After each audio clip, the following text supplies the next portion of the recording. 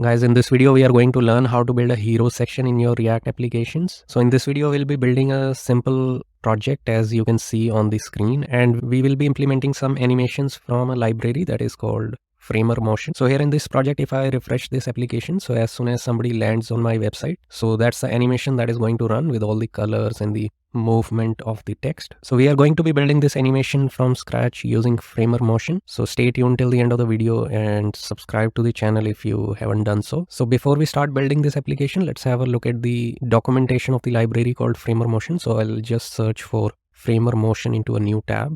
And here on the top, I can see a link that is framermotion.com. So if I click on that, I land on the documentation of the Framer Motion library. So if I just look at the documentation in the introduction section, I should be able to find how I can install this library into my React application. So if I scroll down, I can see all the documentation of different kinds of animations that I can build using this library into my React application. So you can explore different kind of animations in this documentation, but in this video, I'm just going to focus on the animation that we are going to implement on the hero section here. So let's go to the Visual Studio Code and start coding this application from scratch. So guys, I have a fresh React application running on my localhost 3001, and I also have a sample project that's running on localhost 3000. So this is a project that we are going to try and replicate in this fresh React application. So let's go to the Visual Studio Code and start building the basic layout first before we implement the animations. So here in the Visual Studio Code, I'm just going to start by removing all the default code that we have here, and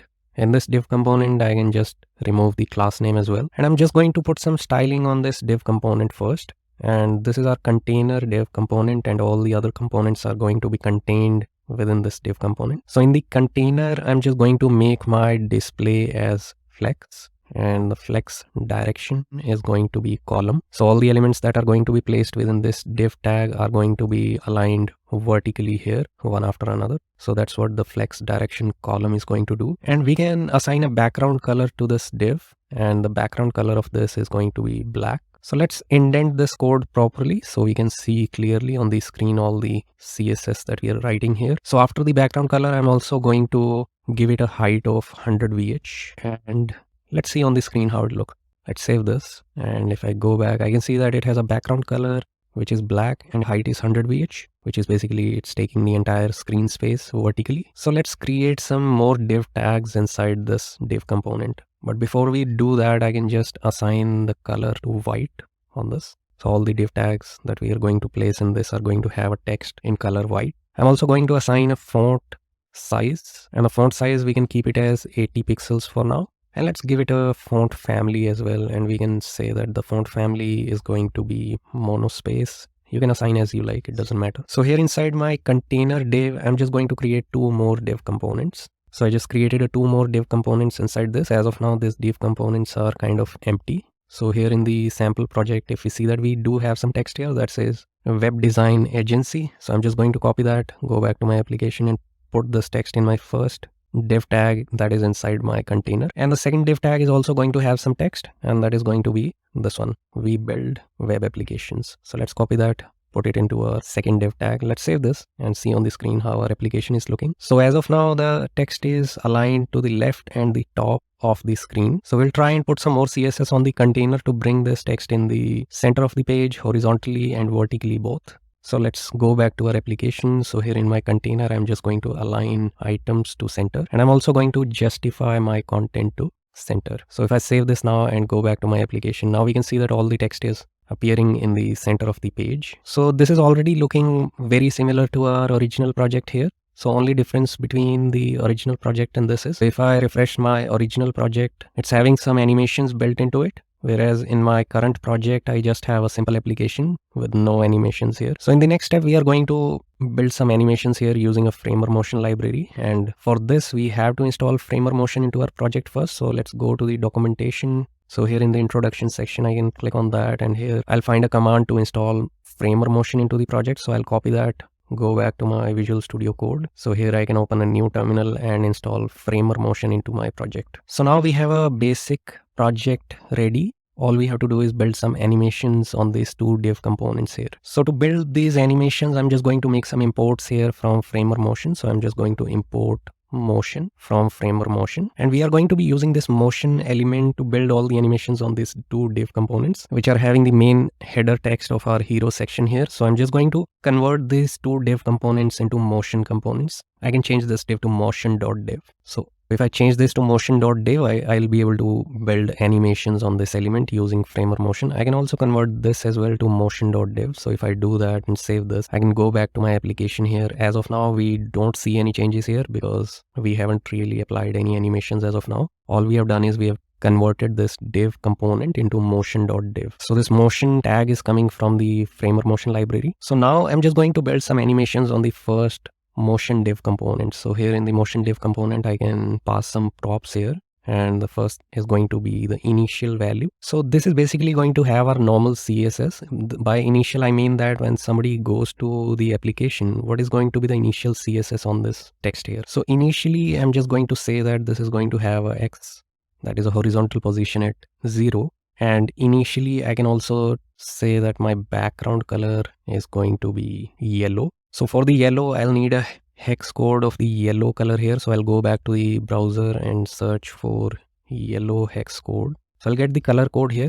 That is a hexadecimal code for the yellow color. So I'm just going to copy that and put it here in my background color. So let's do that. And that's going to be our initial CSS. The position of X, the horizontal position of this text is going to be 0. That is the default position. And the background color is going to be yellow. And now let's put another prop here, that is animate. So when the animation is happening, at the end of the animation, I can say that my X is going to, let's say, change to 100. My background color is going to be changing to black. So I'm just going to put a hex code for the black here, and the hex code for the black color is going to be 6 times 0. So basically this is going to be the initial CSS on my div component as soon as somebody goes to the website, and CSS is actually going to change to this later. And we can mention the timing, like how much time it's going to take for this transition to happen. So I can pass the transition property here. So inside this transition property, I can mention the duration of the change, and the duration is going to be 1. And this transition is going to be linear transition. So that's the 2 parameters I'm going to pass in my transition. So initially my div component is going to have this CSS applied to it, but within a duration of 1 second, it's just going to change to this. So that's the basic animation that we are putting on this div component. If I save this and go back to my application, so here if I refresh this application, so you can see that my text is at position 0 in the beginning and the background color is yellow, but within 1 second, this text is moving to position 100 that we have defined here. So it's going to move from 0 to 100, and the background color is going to change slowly from yellow to black. So basically this text is moving from left to right. So I can also do the same thing, but in a better way. So let's see how we can change this animation. So here I'm just going to say that my initial value of X is going to be -100, and it's going to return back to its default position later. That is going to be in 1 second. So let's save this and go back and see what's happening here. So if I refresh this, so now you can see that it's starting at -100 and returning to the center of the page, because the default position, that is X0, is basically the center of the page. So now we can see that as I refresh the application, my animation starts here and the text is moving until here. What if I increase my X position, my initial X position, to -500? So I'll try to increase that. If I do that, let's increase it to -500. Now if I save this and go back and refresh my application, so now you can see that it's actually moving from -500 to 0 this time. I think this is looking much better. So now our first animation is ready. Let's put the same animation on the second text as well, because as of now the second text is kind of static and it's not moving at all. So to do that, I'm just going to do the same thing. Let's copy this entire logic from here and put it on the second motion div as well.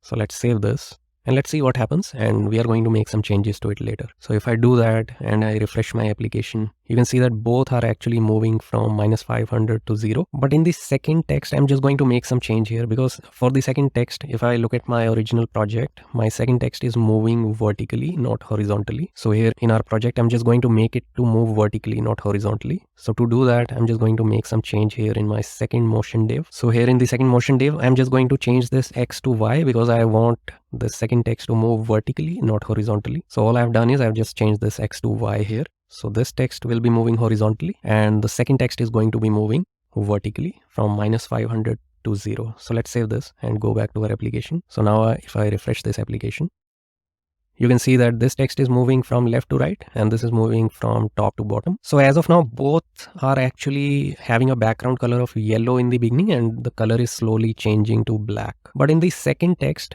I'm just going to make some change here in the background color as well. So I want the background color to change from blue to black here for the second text. So I'm just going to look for the blue color hexadecimal code. I can copy this code, go back to my Visual Studio Code. So here in my second motion div, I can say that my color will be changing from blue to black. So let's save this. Now if I go back to my application and I refresh it, you'll see that this is having an initial background color of yellow and my second motion div is having a background color of blue, and both are changing to black in 1 second. So that's how we build animations using Framer Motion library. There is a lot more animations that we can build using Framer Motion, which I am going to cover in the upcoming videos. So if you found a value in this video, leave a like, subscribe to the channel, and I'll see you in the next one.